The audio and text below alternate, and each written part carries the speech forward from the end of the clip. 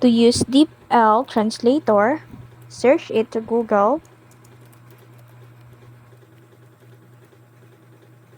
Click the DeepL Translate. To translate the language you want to translate, choose a language that you want to translate. In this case, I pick English. Now I want to translate the English to French.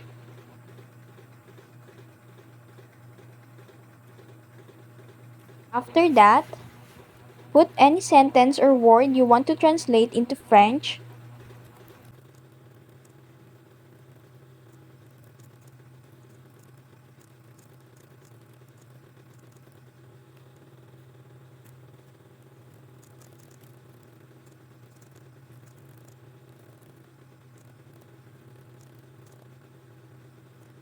And that's it.